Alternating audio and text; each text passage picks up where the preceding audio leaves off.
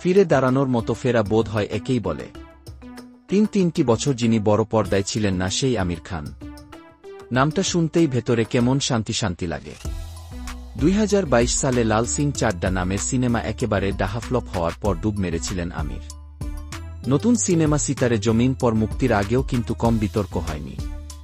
কেউ বলেছিলেন আবার রিমেক ছবি, এবার আমিরের ক্যারিয়ারই শেষ হয়ে যাবে। এছাড়া নানা ইস্যুতে ছিল নেতিবাচক প্রচারণা। তবে এই 20 জুন ছবিটি মুক্তির পর থেকে বক্স অফিসে খুব ভালো করছে সিনেমাটি। কিন্তু অগ্রিম টিকিট বিক্রিতে পিছিয়ে থাকার পরও কেন ছবিটি এতটা সাফল্য পাচ্ছে? হিন্দুস্তান টাইমস, ইন্ডিয়ান এক্সপ্রেস অবলম্বনে জেনে নেওয়া যাক সাফল্যের সম্ভাব্য 5টি জাদুকরী কারণ। ভারতের বড় তারকাদের মধ্যে আমির খানের আলাদা ভক্ত শ্রেণী আছে আনলিমিটেড।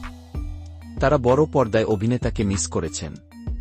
তাই নতুন সিনেমা মুক্তির পর আমিরকে দেখার জন্যই হলে ফিরেছেন সেই সব ভক্তরা। এটা সিতারে জমিন পর এর সাফল্যের প্রাথমিক কারণ বলা যায়। সিতারে জমিন পর স্প্যানিশ সিনেমার হিন্দি রিমেক। মূল সিনেমাটি অনেকেই দেখেননি।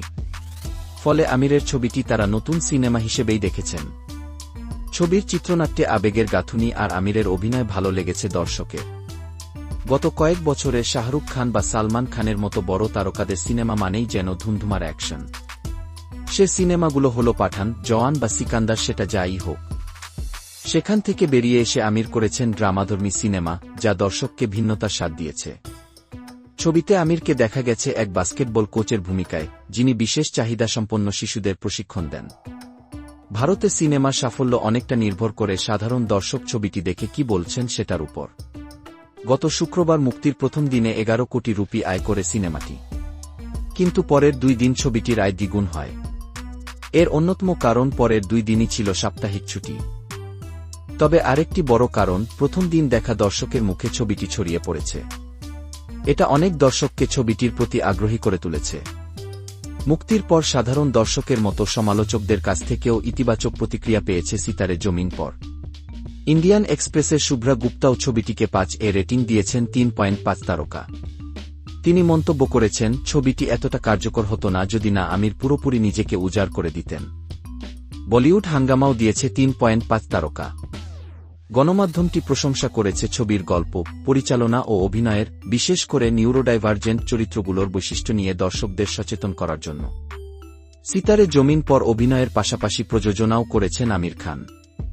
ছবির পরিচালক এস প্রসন্ন। ছবিতে আরও অভিনয় করেছেন জেনেলিয়া ডিসুজা। মুক্তির আগে ছবিটি নিয়ে নেতিবাচক প্রচারই ছিল অনেক বেশি।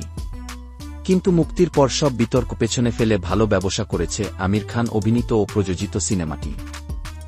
শুরুর দিকে আয়ের গতি ধীর হলেও পরে দুরন্ত গতিতে ছুটতে থাকে সিতারে জমিন পর। মুক্তির 13তম দিনে সিনেমাটির আয় কত জেনে নেওয়া যাক ইন্ডিয়ান এক্সপ্রেস অবলম্বনে। মুক্তির 13তম দিনে এসে ছবিটি ভারতের বাজারে আয় করেছে প্রায় 1.32 কোটি 9 লাখ রুপি। বিশ্বব্যাপী ছবিটির আয় 200 কোটি রুপি ছাড়িয়ে গেছে। সিনেমার একটি বিশেষ প্রদর্শনীতে আমির খান স্পষ্ট জানিয়ে দেন, সিতারে জমিন পর ওটিটি প্ল্যাটফর্মে মুক্তি পাবে না। মুম্বাইয়ে বিশেষ চাহিদাসম্পন্ন শিক্ষার্থীদের জন্য আয়োজিত এক প্রদর্শনীতে তিনি বলেন, আমি আমার সিনেমা ওটিটিতে বিক্রি করিনি। এটি ওটিতে আসছেও না। সম্ভবত এ কারণেই সারা দেশের থিয়েটার মালিকেরা আমাকে সম্মান জানাতে চেয়েছেন। আমি এতে খুব খুশি। অনুষ্ঠানে উপস্থিত ছিলেন মহারাষ্ট্রের মুখ্যমন্ত্রী দেবেন্দ্র ফডনবিস ও তার স্ত্রী অমিতা ফডনবিস। বর্তমানে আমির খানের ছবিটির মূল প্রতিদ্বন্দ্বী কাজলের মা, যা একটি পৌরাণিক হরর ঘরানার ছবি।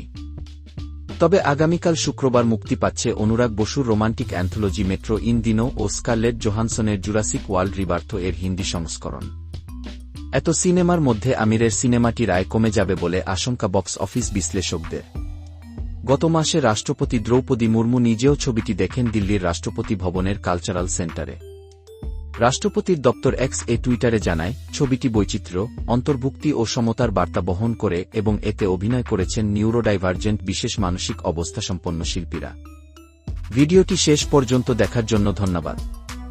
আর দেরি না করে চ্যানেলটি এখনই সাবস্ক্রাইব করুন ও বেশি বেশি শেয়ার করুন। ধন্যবাদ। ভালো ও সুস্থ থাকুন।